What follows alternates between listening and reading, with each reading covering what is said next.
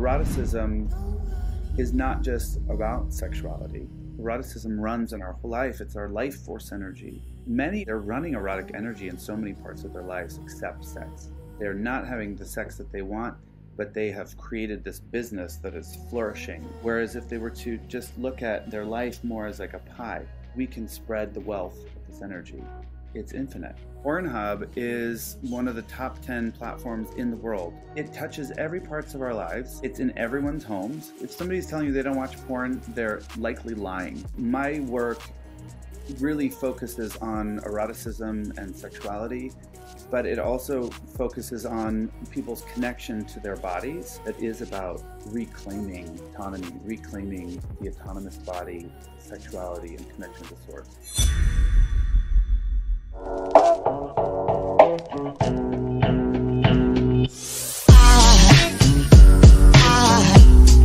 Aside from my soul.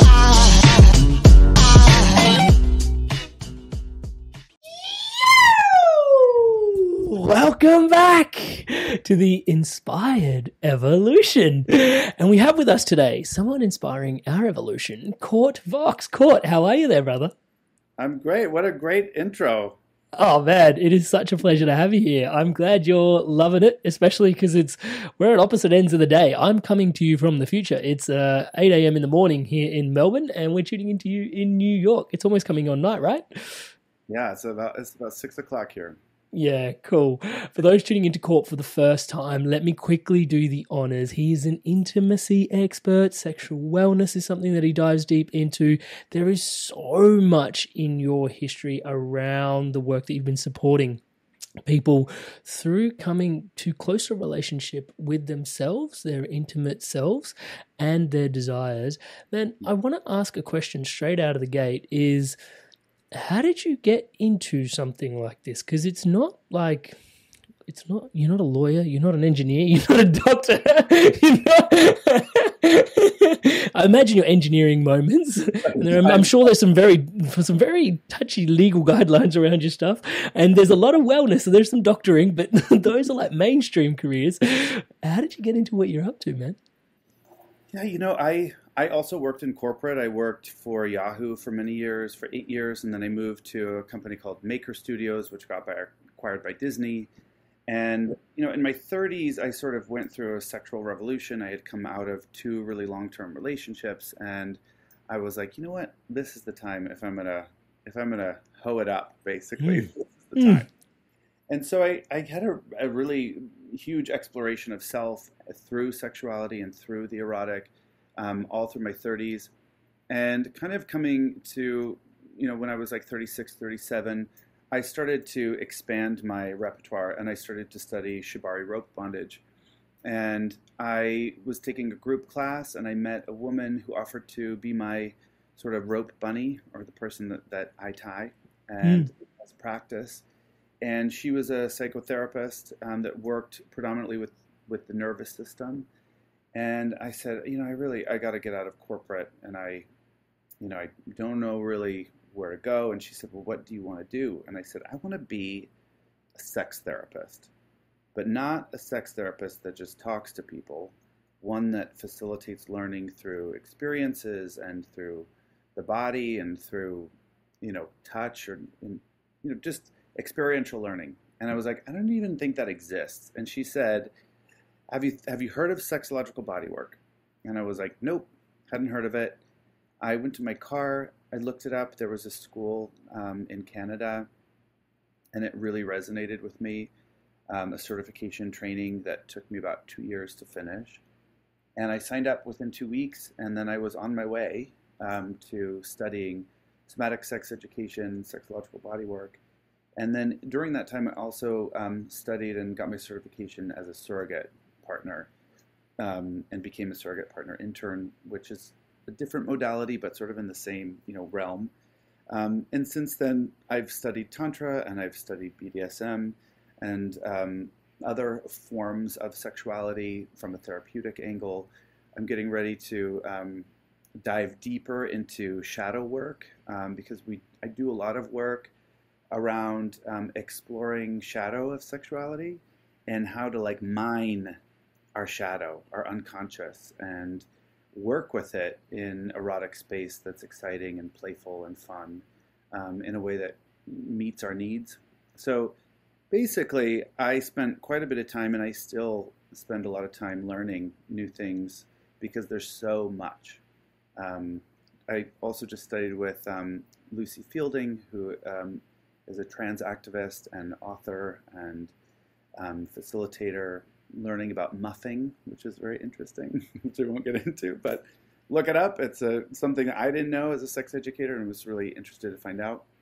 So there's just so many facets to sexuality that are interesting, and I don't know that I'll ever stop learning about it. I think it's also a field that's in the last 3 years, 4 years since I've been doing this, it's growing, right? There's more people becoming sex therapists, which is wonderful. To have, licensed therapists who are getting certified to be able to talk more about sex. Because I can't tell you how many clients come work with me and they're like, yeah, I have a therapist, but they're not comfortable speaking about sex, which is so odd, right? Because it's like, I'm having trouble with my mother. Oh, I don't deal with mothers. It's like, really? It's like as simple to me as like, if you don't deal with sex, like, what are you dealing with? It is something that hits all of us. It touches all of us, and in one way, shape, or form. And so that's sort of how I came to this. I left corporate in 2019 for good.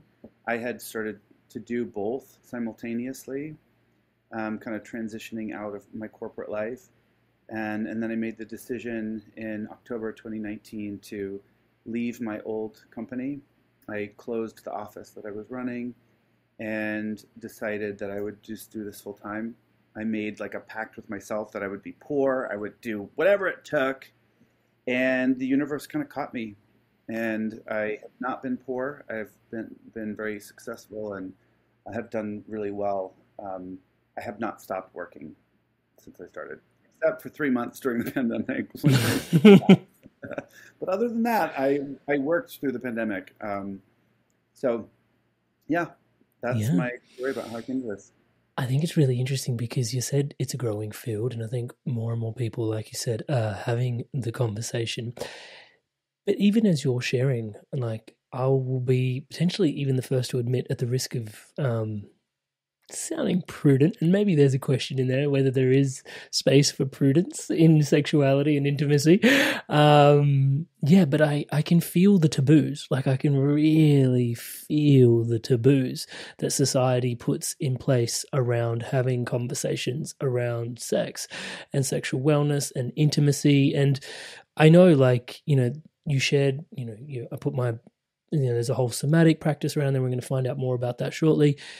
But even just hearing, oh, yep, like, I can step in and, and cultivate more intimacy. And then having researched your work, I know you actually, you set boundaries early on and you sort of stick with them, etc. But even so, I can feel the taboos. And there's this conversation around, the voice in my head goes, well, isn't what happens between me and my partner just my private business? And then why am I having this conversation? I would love to ask you why it's so important to have these conversations, and maybe, sort of dispel some of the taboo around this. Why is that so important? Because sex is sacred. Why not best left private? I think, well, I'm just going to just catch on to a word you just used, which is sex is sacred. And while I agree, I think we need to be careful that we don't start to get into a place where our sex becomes precious, right? Where it's like, I can only have it this way. It has to be, the temperature has to be, 75 degrees, and Maxwell has to be playing in the background, and you have to be showered, and this has to be sacred for me to show up for this. It's like, then it becomes a little precious, and then we stop having sex altogether because it's like the conditions that make things precious are just unrealistic. So there's a difference between precious and sacred. I think also the word sacred, the thing that people go to immediately is sort of this connection with divine. divine energy, divine source, which I truly believe that my connection to my sexuality and my erotic life is very much centered in my connection to source energy, into spirit, and my access points to it are very wide and varied, and some people are still figuring that out, right? Their access points, their portals into erotic space, they don't know, right? And we don't know what we don't know. And so while you might have one road that you're always going on to get to sex or sexuality, it starts to get a little laborsome and boring. You're like, well, here we go again. This is how I usually get in. This is the doorway. And what I'd like to propose to people is that there are many doorways. And what is sacred sexuality for someone is not going to be for someone else, right? For someone, it might be breath and really eye gazing and connected presence, right? And for someone else, it might be at the foot of someone's boot. Like that might be their connection to the sacred doorway. And so when you talk about taboo, what comes up for me is judgment and hierarchy, which humans are really good about doing. Is that's taboo because you're gross and I'm not. And in society, I'm higher than you. That makes me higher because you have some freaky shit that you're into. Whereas, my invitation to everyone, the world, is, to allow people to have their taboos, allow people to have their kinky shit, allow people to have their desires, in a way that sort of like you can say, you know what, that's not my thing, but I celebrate that brings you joy. And that is across the board, whether it's in erotic space or in life, right? We, we're so into asking questions that create hierarchy. When I work with groups, I make the invitation when they come in, before they say anything, I hand them a question. And I hand everyone a question. And I say, do not ask each other any questions other than what's on this card. Because inevitably the questions that we ask each other are, where are you from? Where do you work? How old are you? Where did you go to college? And these are social questions, social hierarchy questions of, what neighborhood do you live in, right? Do you live in a neighborhood that's next to mine? Are we close, right? Where do you work? Oh, you work at Google. Oh, what do you do there? I'm an SVP. Oh, they're higher ranking than I am, right? So we start to place ourselves. And, it's similar with taboos. And I'm just going to say this, that when something is taboo, there's also like a level of excitement there. So if we were to take all of the shadow out of sexual taboos, would they still be exciting? I don't know. Does that make sense? It does. It does. There's an interesting piece in there because it's also in some and maybe you can sift through the languaging with me. We call them our base desires. And when you look at it, well, the reality is we're all here as an act of procreation. If it wasn't for this act, none of us, you and I definitely wouldn't be having this conversation. Touch wood is the grounded reality of it. And I do wonder if there's something, I don't want to say it's rampant, but in some ways it's rampant. There's 7 billion of us here. And yet is it because it's connected to our base desires? Why are they even called base desires? And what, like the taboo, and something to do with like the fact that the intimacy has this vulnerability attached to it. And yet it's our base desire. And yet it's happening everywhere. Do you kind of get the sort of polarity the delta that I'm trying to cross in this question? Yeah, and I think it's tricky because this is actually a political discussion. Right? When you talk about bodies and you talk about autonomy in people's bodies, what comes through is when you think about what can happen to a person when their autonomy is taken away from them, right? Is that they are not embodied. They're not making decisions, rational decisions. They don't have energy to. So they're malleable, they're controllable. And so, governments they would love for everyone to be disembodied and not connected and shame sexuality because that's a big part of like who we are. And so, religion has been a big part of that. Religion and politics of, in the United States, there's something like 80 laws around kind of filtering women's bodies. That's like, let that sink in. Like 80 laws that really censor women's rights to their own bodies. Yeah, I was exposed to some of that as not the US, but as my wife wanted to birth and, potential ideas on like home birthing, and it's not allowed. It's like, wait, what? Like, not allowed? Like, huh? Like, I can't get a nurse to help me birth at home, which is something completely natural. And it's like, no, you got to go to the hospital. And it's like, what? Yeah, it's pretty trippy, man. Yeah, so like to take that kind of right away from people to make their own decisions around their bodies. And this is sort of the, getting into the somatic piece of my work, which is, As you do, sorry, just a butt in there, because I think people that are versed with somatic understand what the term is, but if you can also explain what you mean by somatic work as well, as you go through, please. Yeah, it starts to bleed into the somatic aspect of things, and yeah.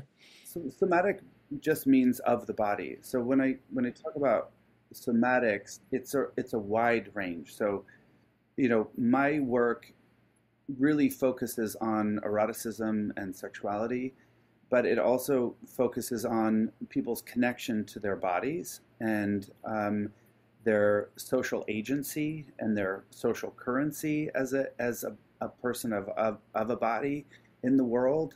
The work that I do is trauma informed, and so, while I don't pursue people's traumas, they come out, right? When we're pursuing pleasure and we're pursuing new things that are experiential in the realm of sexual experiences and kind of our erotic lives, like shit comes up. And in that moment, as a practitioner, my inquiry is, do we keep going or do we stop and we take a look at what's going on here?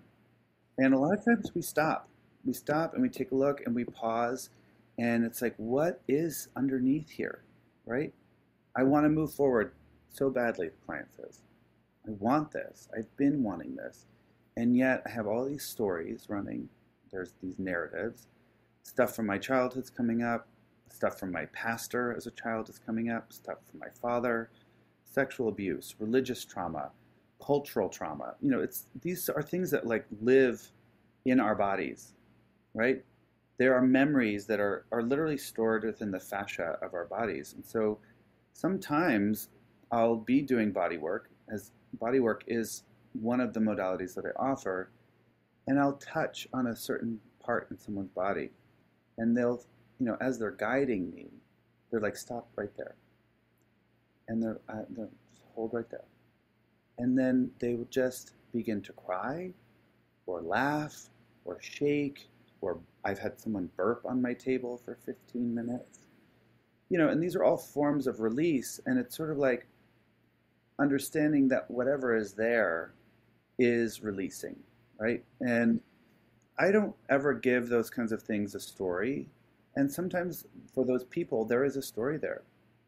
The memory for me, they say, that's coming up is XYZ. Wow. Thanks for sharing that with me. Allow yourself to feel the grief of that. Allow yourself to feel the joy of that. Just let it go. Right? We're really conditioned not to release. There's so many forms that we have as humans of releasing, shaking, crying, laughing, giggling, burping, coughing. These are all forms of like energetic release, orgasm.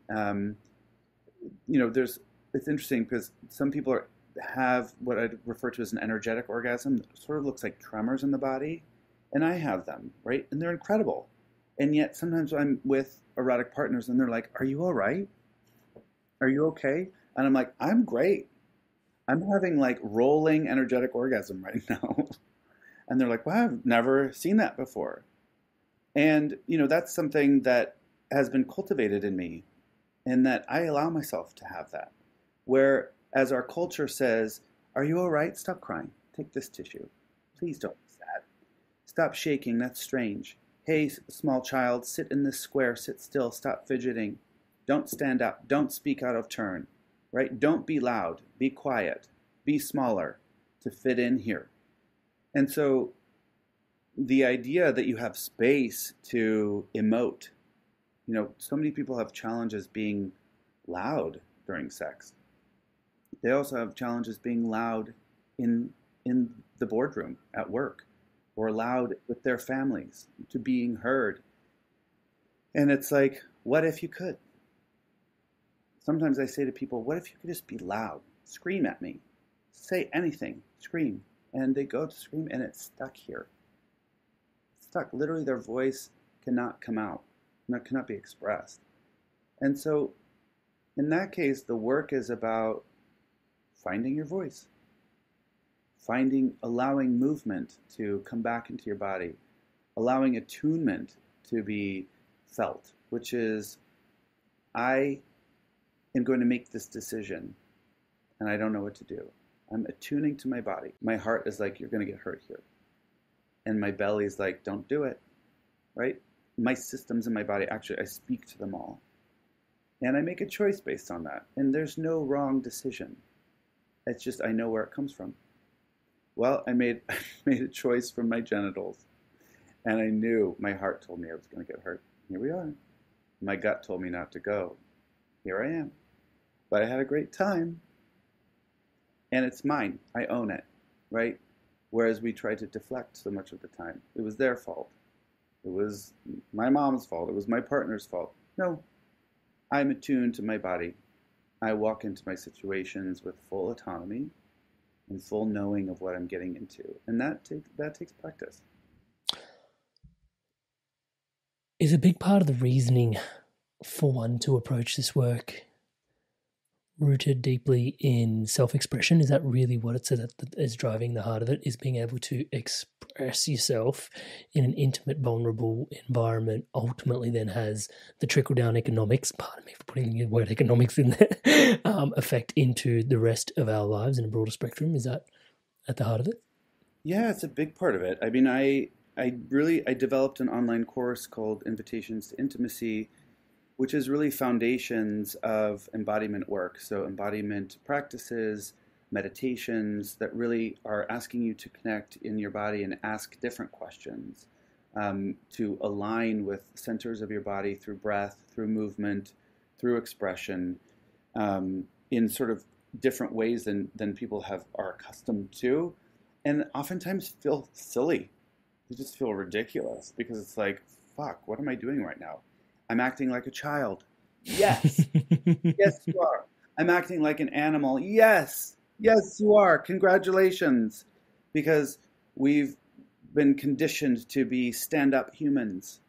And there's something to be said about reconnecting with your animal body, reconnecting with your inner child who did not have those inhibitions. And to play, to find pleasure in play, and to find pleasure in walking outside and feeling the breeze on your skin, and to simple things of laying with someone in the grass. These are things that we take for granted. And, most people, when you ask them about really big experiences they have, the things that they remember are very minute. It's the minutia.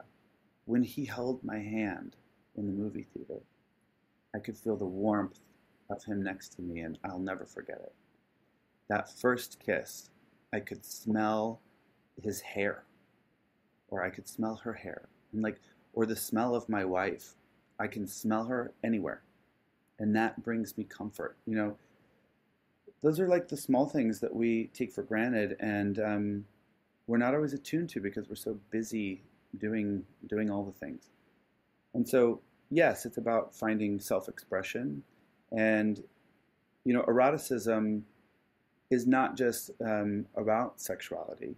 Eroticism runs in our whole life. It's our life force energy. And so many of my clients, actually, they're running erotic energy in so many parts of their lives except sex. They're they're not having the sex that they want, but they have created this business that is flourishing, or they're an artist that creates the most beautiful pottery or um, furniture or interior design, and yet they haven't been able to connect that because they've poured all of it there. Whereas if they were to just look at their life more as like a pie, it's like we can spread the wealth of this energy. It's it's infinite. It's not finite. We just need to access it and place it differently. There's a profound piece in there that you were sharing as well, which is it's not just a sexual act. Intimacy is so much broader and so much subtler. And it's in all these little, just even just oxytocin passing as you're holding someone's hand. It's those little moments that, yeah, we can either choose to pay attention to or unwittingly miss.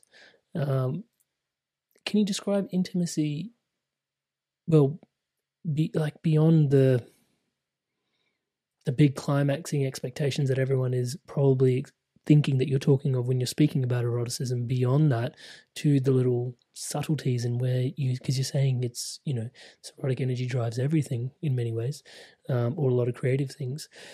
What are you alluding to there? Because I'm slightly aware of it, but I'd love to have a greater awareness of it. So as we started this call, you told me about leaving your job in corporate and construction and coming to this, and really um, the way that your face lit up in talking about it was alive. There was aliveness in how you spoke about it. And so when I say erotic energies touches different parts of our lives, that's what I mean. It's like, where is there aliveness? I was lit up listening to you because you lit up, right? Lit up speaking about what brings you joy and what brings you pleasure, which is you made this transition in your life that has essentially supported the transition for many other people. That's right. Right? And what a beautiful thing.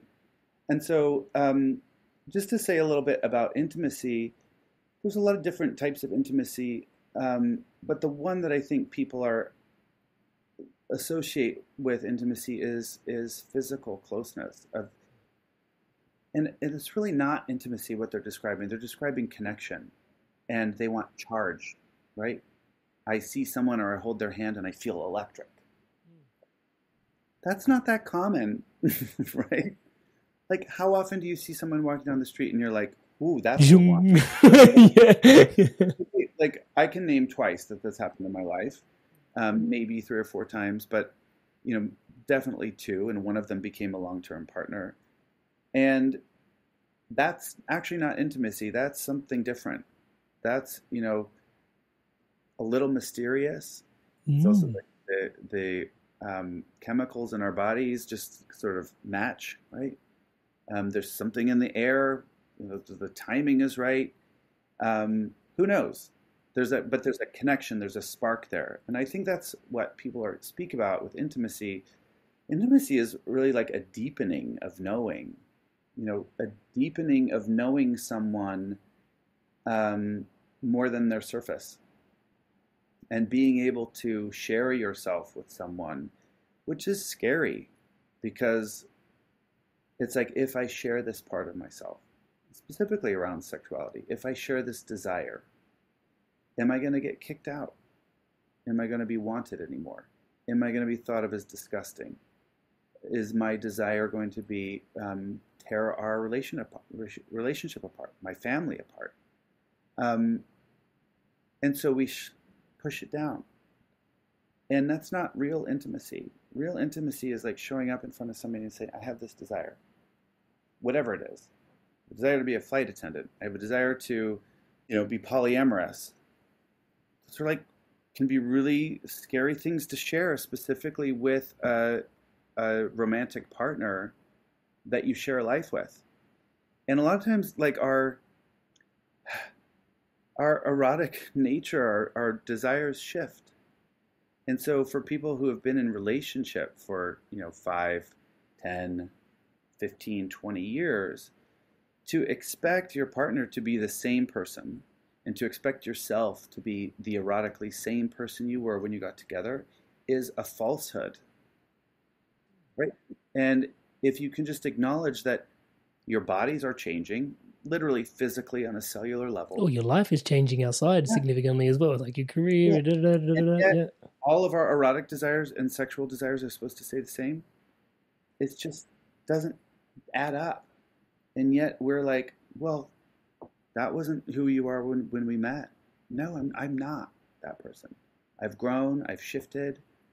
I have I had pushed down this desire for a long time and I'm tired of doing it. And as a person receiving it, you can either celebrate it or you can shame it. It doesn't mean you necessarily have to meet it. And you might end up loving it for them, on behalf of them, or finding something pleasurable for yourself that you didn't know was there because they brought it for you. And in turn, you can go, you know what, I actually have a thing that I've been wanting to share for a while. And now that you've shared this, it's opened a door for me. And now I can be more vulnerable with you. And so as we begin to share our deepest secrets and desires, we permission each other to do the same. And, allowing and keeping that sentiment that we are evolutionary beings and that we are evolving erotically and sexually. And I'm curious, how are you evolving? What are you wanting these days? How can I show up for you? This is what I'm feeling.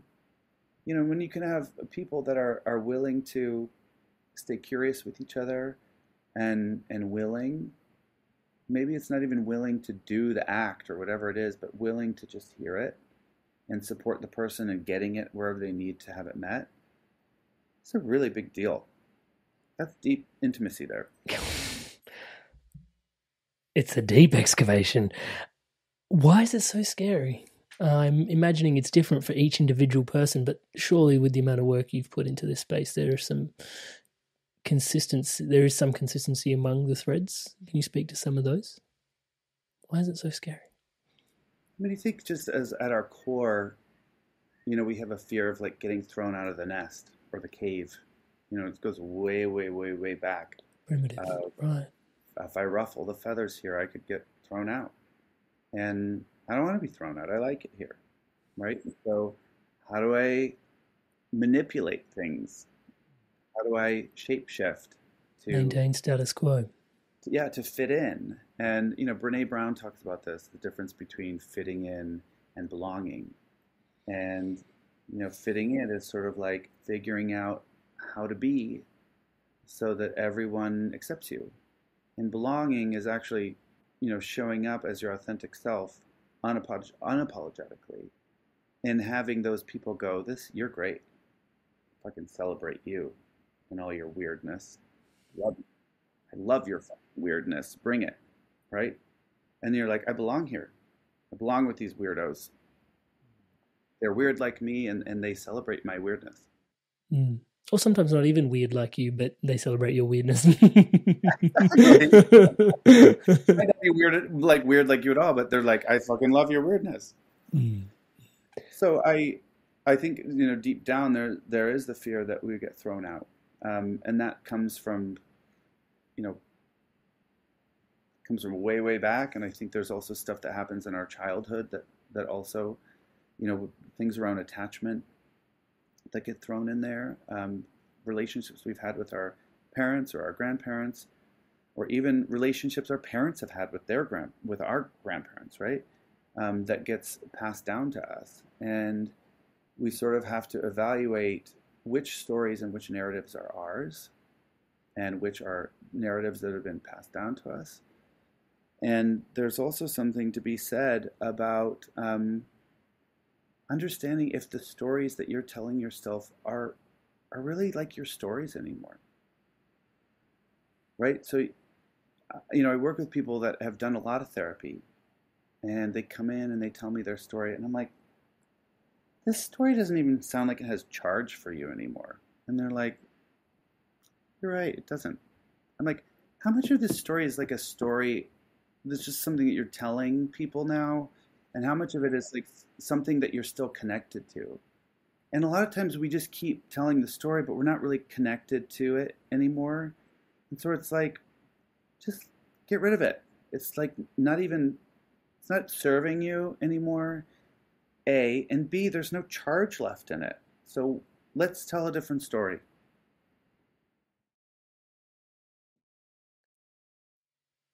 How much of our story is potentially, yeah, how much of our story is potentially programmed by, because we live in a very different era, even now to 50 years ago.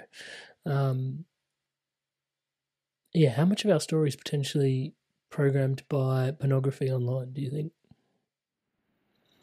That's a tricky one. My mentor Don Shui, he wrote a book called Paradox of Porn, and porn really is a paradox. You talk about sex being something that's on everybody's minds and a part of everyone's creation story. You know, Pornhub is one of the top 10 platforms in the world, in the same list as Google and Apple and iTunes and things like that. So you think about just like the pervasive nature of porn, it touches everybody.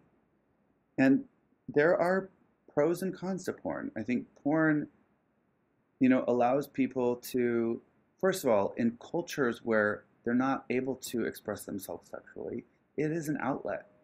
So I think people need to like recognize porn from a place of gratitude of this is really serving people in a really big way that don't have other erotic outlets.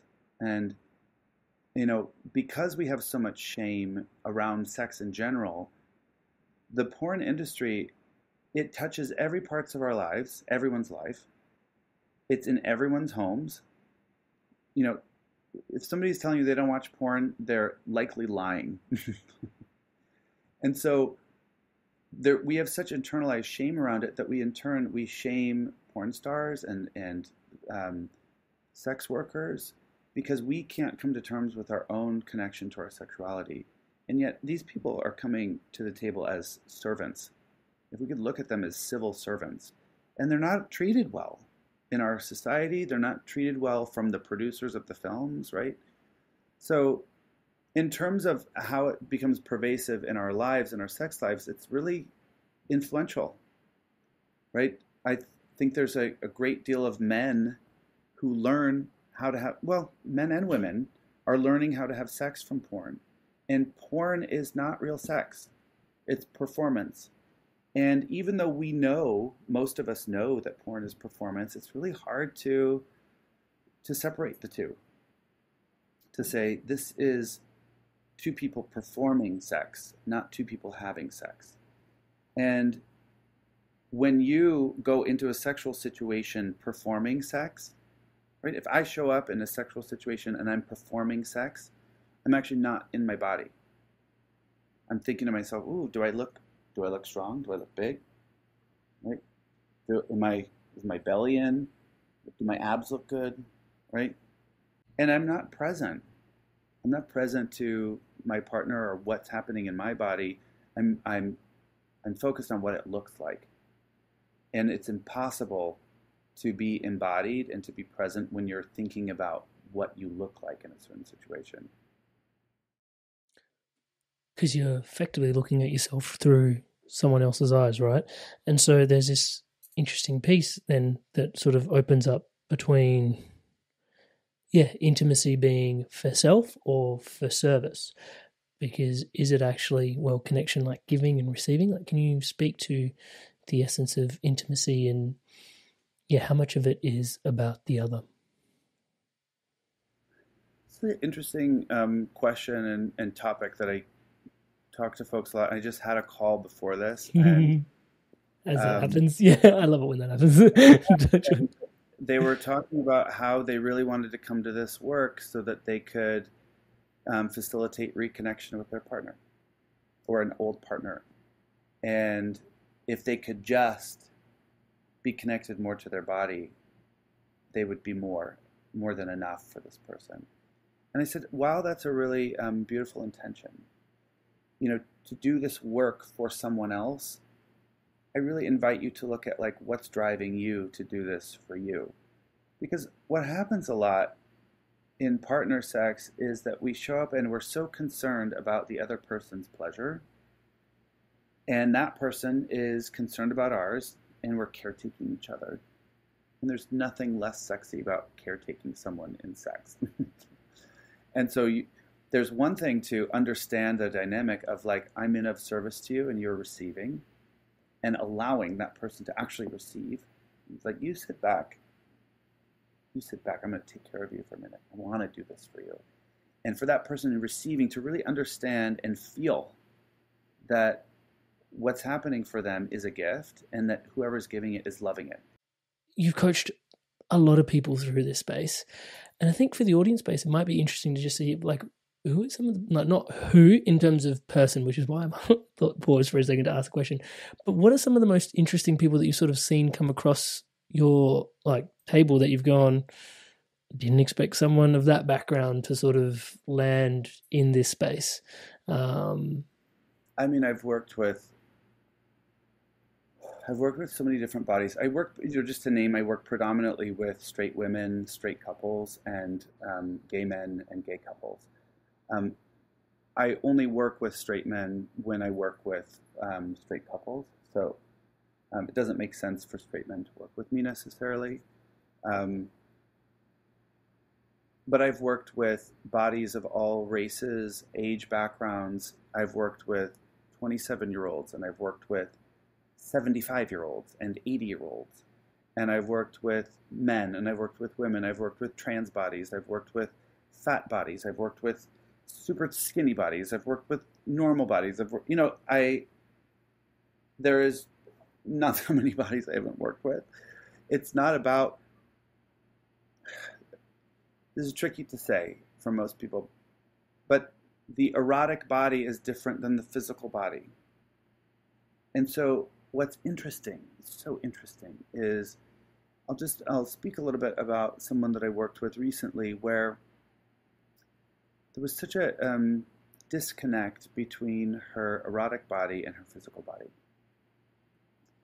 And when I say physical body, she just was sort of insecure and shy, and had a really hard time coming to session every day. And we'd have to sit and process, how challenging it was for her to be there. And then as soon as we got into erotic space, she was like a Mustang. She was a totally different human. She was like in her body, in her voice, in her pleasure body. She was like an erotic superstar.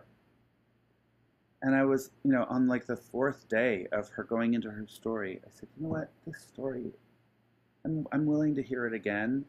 And what I know is that in 5 minutes when we get in there, this is not going to matter anymore.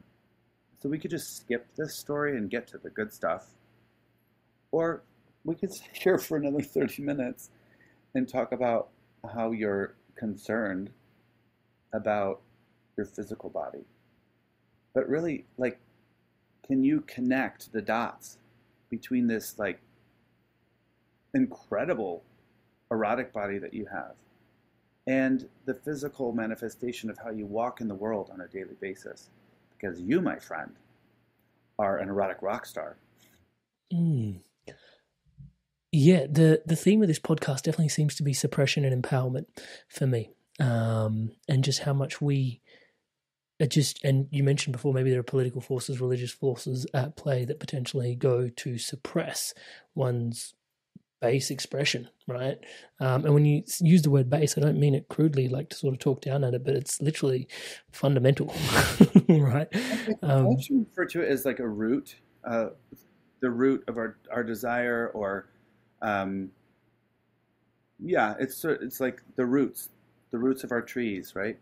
And really, when you look at people, and Jack Moran, who's a very famous somatic therapist, refers to these as our core erotic themes, right? So these are things that really have been living with us for a very long time, and they manifest in different ways. But when you can dissect someone's core erotic theme, you can play with it in a dozen different scenarios, but the nugget or the core of the desire, the root of the desire, is usually the same.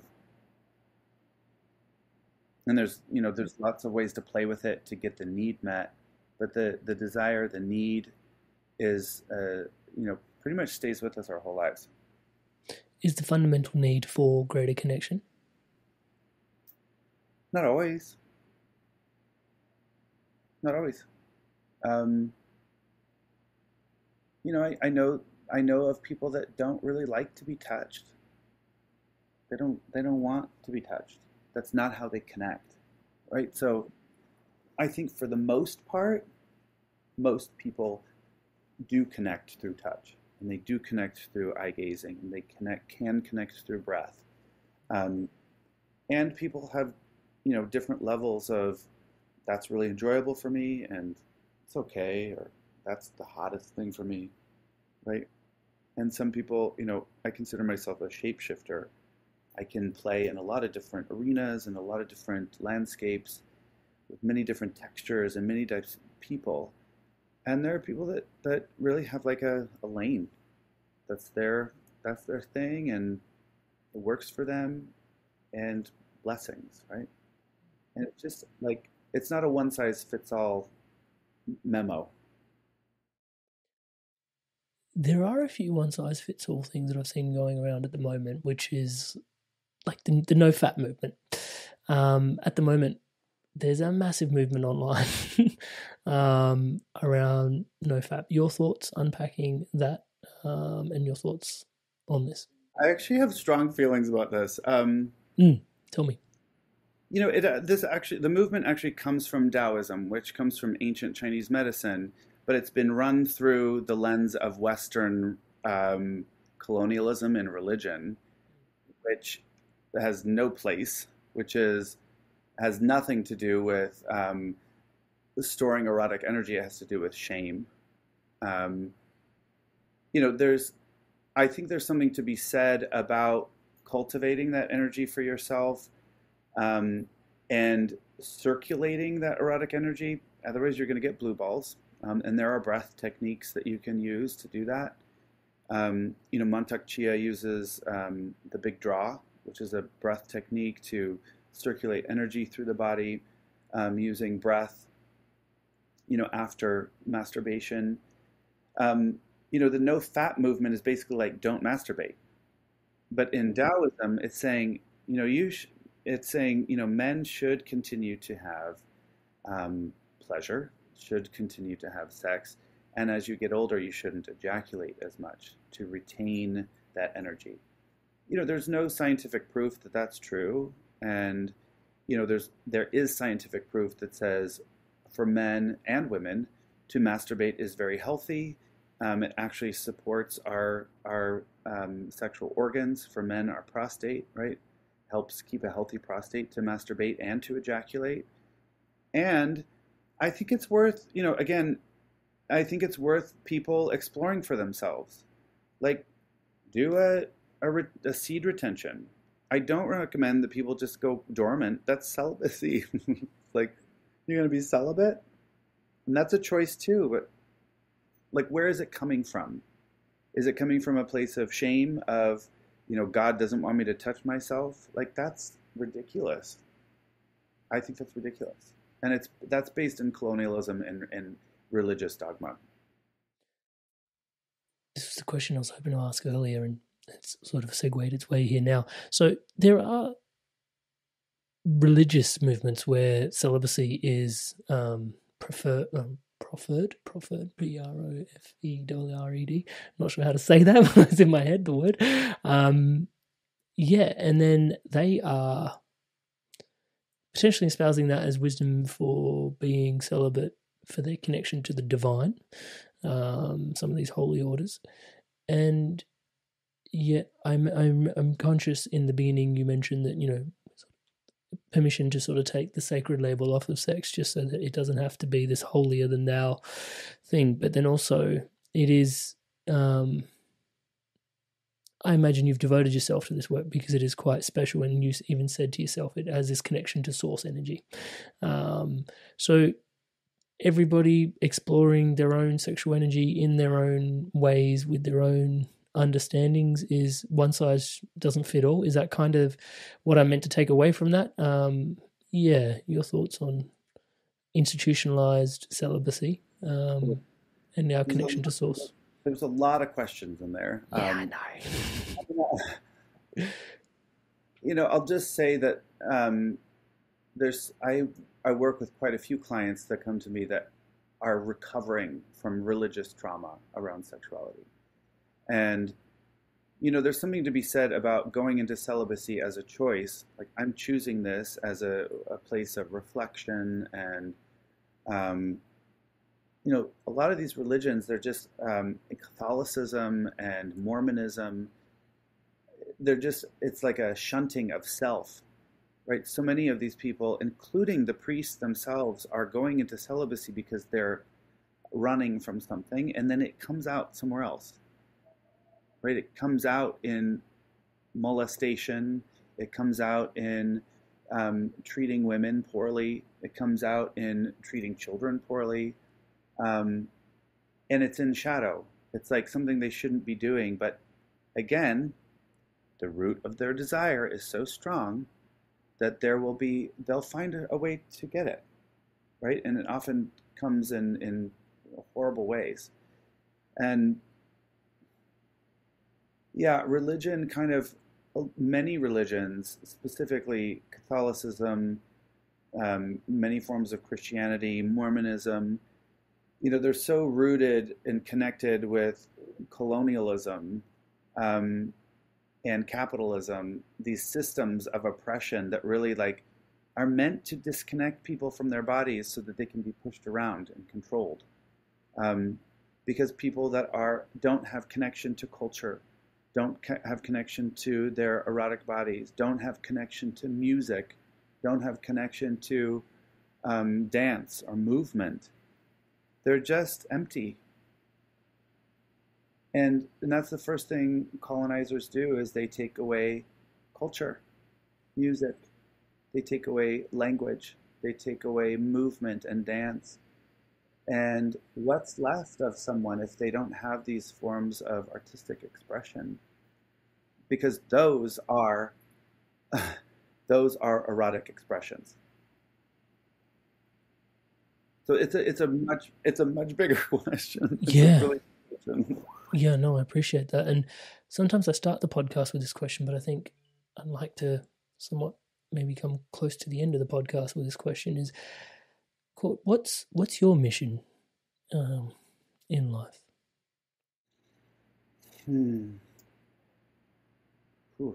I feel emotional as you ask me this question, and I think my mission is to help people reclaim their connection to self and also community.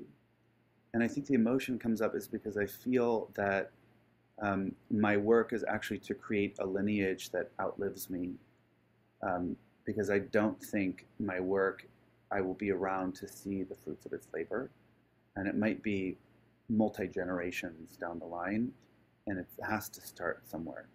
And it feels like it's already in process with people that have preceded me, and I feel like I'm carrying out a lineage that is important to express and for other people to take into future generations. That is about reclaiming autonomy, reclaiming the autonomous body, sexuality, and connection to source. Thank you so much for sharing that. And I think therein lies the perfect little segue that if people do want to reclaim some of that autonomy, invitation to intimacy, I'll put a link to the course in the show notes below. If people want to find out more about you online, what's the best place, Court? Yeah, so you can search thebodyvox.com or courtvox.com. It's my website with all my information about retreats and offerings and my online course and articles and podcasts and writings and things like that. Brother, I have to thank you for our time here today, but also I'll take a moment to just acknowledge that, yeah, you didn't come to this work lightheartedly.